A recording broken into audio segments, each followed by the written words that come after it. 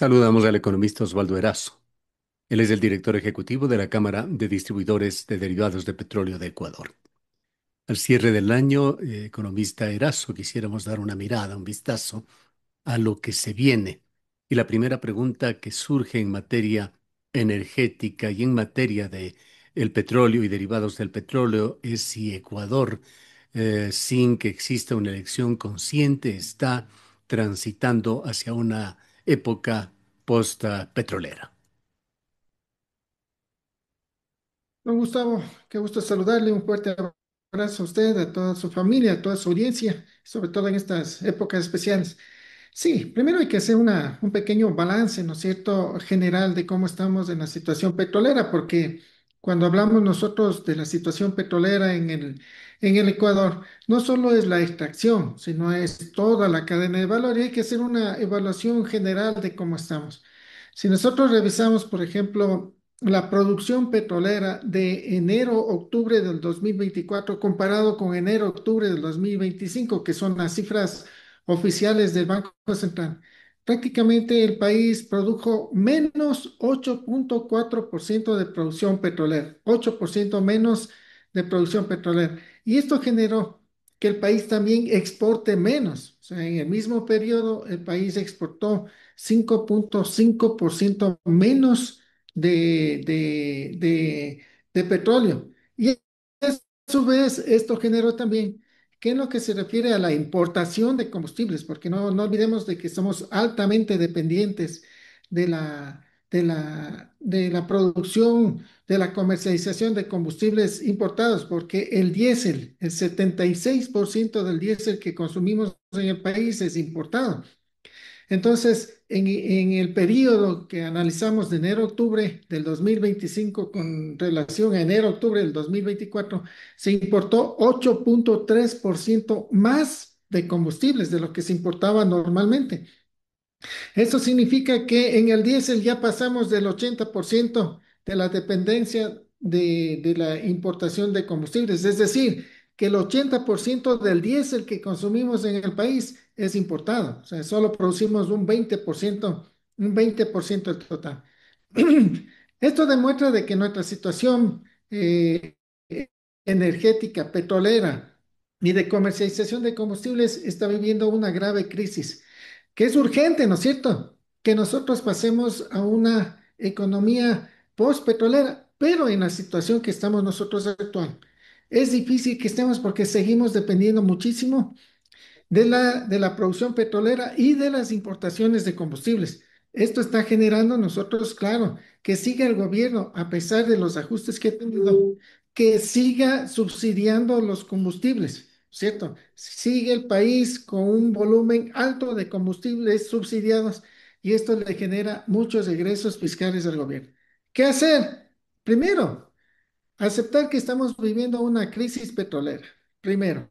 Segundo, hacer una planificación energética global en la cual se determine no solo la preocupación por el incremento de la producción petrolera, sino por el mejoramiento de todo lo que es la infraestructura y sobre todo para que nosotros apuntemos a una soberanía energética y no depender tanto de las importaciones de combustibles. ¿Considera usted que es factible lograr esa soberanía energética con todo lo que ha sucedido? Hemos estado asistiendo a una sucesión de intenciones de gobierno, de declaraciones públicas, en el sentido de que íbamos a elevar significativamente la producción petrolera. Pero la situación se ha dado totalmente al revés, con unos 180 grados de diferencia. Sí, estamos nosotros con una producción diaria promedio de 436 mil barriles diarios, ¿no es cierto? Estábamos el año pasado en 476 mil barriles diarios, o sea, cada vez tenemos una declinación y esto es una declinación natural por el hecho mismo de que son campos maduros. La mayoría de los campos tienen 54 años de estar produciendo, entonces naturalmente su producción está bajando. Entonces, ¿qué hacer? Se necesita hacer inversión, altas inversiones, ¿no es cierto? En tecnología de recuperación mejorada, ¿cierto? Entonces, cuando hablamos nosotros de una mejor planificación energética. Se deberían verificar toda la cadena de valor, todo lo que es, empezar, ¿no es cierto?, con lo que es prospección. Se necesita incrementar las reservas petroleras. O sea, si nosotros en una década no hemos incrementado un solo barril de reservas probadas, obviamente que no va a venir la inversión extranjera. Pero en cambio, si se certifican mayores reservas petroleras, o sea, es decir, en este campo hay tanto petróleo, entonces sí va a venir la inversión porque sabe dónde hay, que sí hay y van a venir a hacer su inversión y eso nos va a ayudar a nosotros. Incremento de reservas petroleras, ¿no es cierto? Todo lo que se refiere a mejoramiento de la infraestructura, todo lo que se refiere a almacenamiento, no es posible de que el país en algunos productos tenga solo unas reservas estratégicas de apenas 7, 8 días, ¿no es cierto? Imagínense si un barco se demora 7, 8 días trayendo la gasolina o el diésel, los problemas que va a tener el país en ese momento, la una. La otra, lo que se refiere no solo en almacenamiento, todo lo que es el transporte, los problemas que vemos con los oleoductos, ¿no es cierto? Cada vez que tenemos problemas en el río Coca, todo lo que se refiere a seguridad en los poliductos. O sea, todos los pinchazos que se realizan y todo lo demás, hay que darle mayor seguridad a todo lo que es. Ahora quisiera preguntarle, ingeniero Erazo, si es que es esto pedir peras al olmo, un giro total de otros 180 grados, pero ahora al revés, de parte de Petroecuador, dada la escasa capacidad de gestión que ha demostrado frente a crisis recientes que se han dado en oleoductos, refinería y sobre todo en la producción. Bueno, Petroecuador ha tenido serios problemas y uno de los problemas principales es su falta de autonomía y la otra, no darle estabilidad a los mandos altos. O sea, se necesita darle estabilidad a los altos mandos de Petroecuador y que el gerente general pueda venir con un equipo completo, ¿no es cierto? Con un equipo completo que sea un equipo probado para que pueda manejar la empresa más importante del país. ¿Va a seguir siendo la empresa más importante del país? Sí, pero el gobierno también tiene que ir liberando un poquito. Sí, ¿cómo le puede liberar? ¿Cierto? Liberando los precios, por lo menos de las gasolinas. Ya dejando la obligación de que se esté distribuyendo esa gasolina extra con etanol, ¿no es cierto? Se supone que ya liberaron los precios de las gasolinas y en el último cuadro de subsidios aparece que la gasolina extra con etanol está subsidiada otra vez en 4 centavos por galón. La gasolina extra no tiene subsidio, la gasolina extra con etanol está subsidiada en 4 centavos. ¿Por qué? Porque se le pone un porcentaje mínimo de etanol. ¿Quién se está beneficiando de esto? No sé, empresas privadas, cuando se podría estar liberando la importación del etanol o ya dejando que se utilice a nivel nacional en todo el país la gasolina extra y no la obligación esa del etanol, para que se elimine ya ese subsidio y ahí también estaríamos hablando de una disminución. ¿Cómo? También eliminándole la obligación también que tiene Petroecuador de estar subsidiando al GLP, taxis, ¿no es cierto?, que se utiliza para los taxis, ¿no es cierto?, en Guayas y ahora en Manabí, que son altamente subsidiados para el sector del taxismo cuando ellos ya tienen una compensación, ¿no es cierto?, por el incremento de la gasolina, pero ahora están utilizando el GLP taxis, ¿no es cierto? Entonces, esas son cuestiones que tiene que irse eliminando y revisando. ¿Cuáles son las predicciones, las proyecciones en cuanto al precio del petróleo? ¿Qué dicen fuentes internacionales y cómo se compadecen con esa previsión del precio de barril de petróleo del orden de $53 propuestos en el presupuesto nacional? Esta es una pregunta difícil de contestar. Primero, porque el mercado internacional está manejándose con subidas y bajadas, ¿no es cierto? Uno de los problemas geopolíticos que este momento tuvo en este año, ¿no es cierto? Aparte de la guerra de Rusia y Ucrania, aparte del problema que hubo entre Israel e Irán, ¿no es cierto? El bloqueo que actualmente se está dando entre Estados Unidos a Venezuela. Obviamente eso ha generado que el mercado esté un poco inestable, pero esa inestabilidad de precios ha sido súper momentánea, de 2, 3 días, máximo de una semana. ¿Por qué? Porque en este momento existe una sobreoferta de petróleo por parte del OPEP. Esta sobreoferta se mantiene y se va a sentir con mayor fuerza en el 2026. Los expertos petroleros mundiales como JP Morgan, ¿no es cierto?, anticipan de que los precios del petróleo van a seguir bajando. Este dato, los precios del WTI el día de hoy marcó $58 por barril.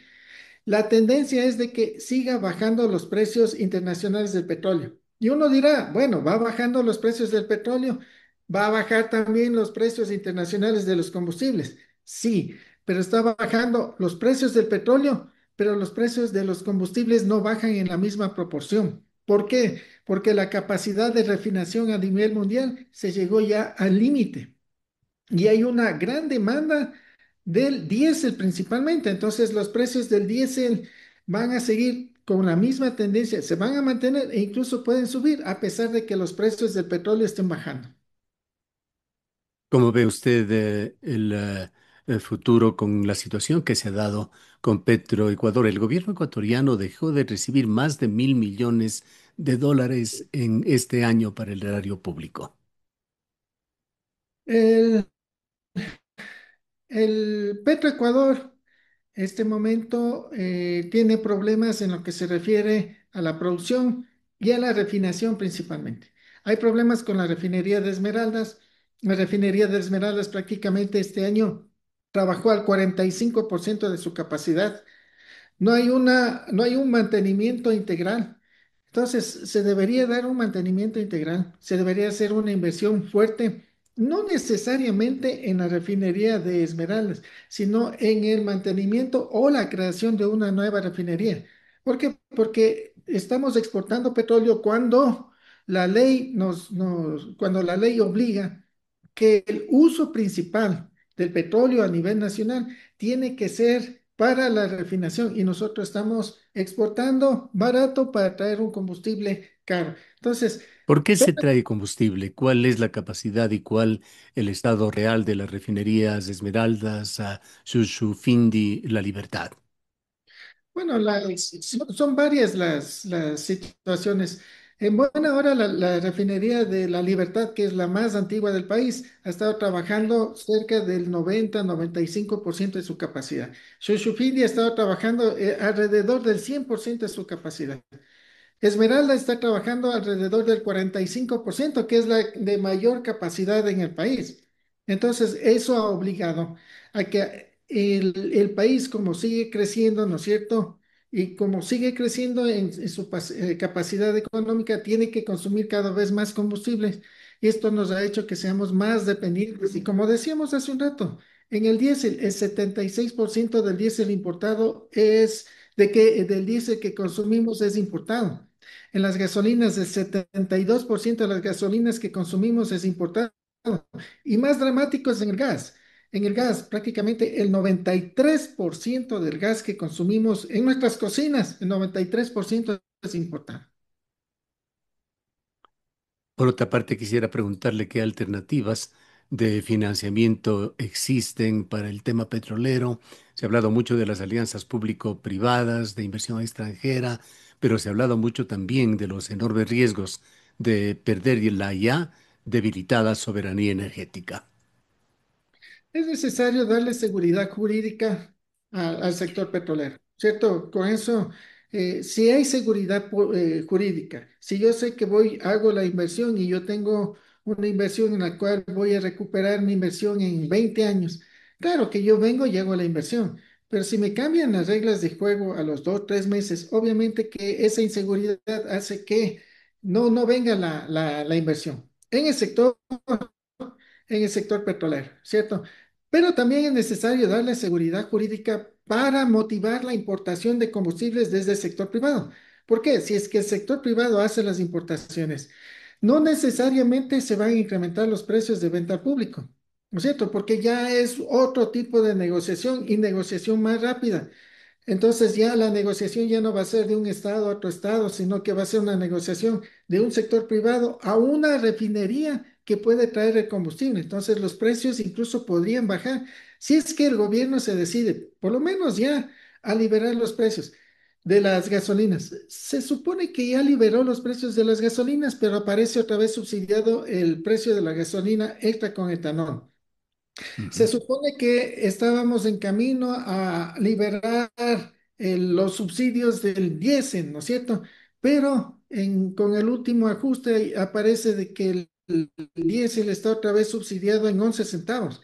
Entonces, en ese escenario, difícil de que el sector privado esté trayendo un combustible a precio internacional para venderle aquí a precio subsidiado.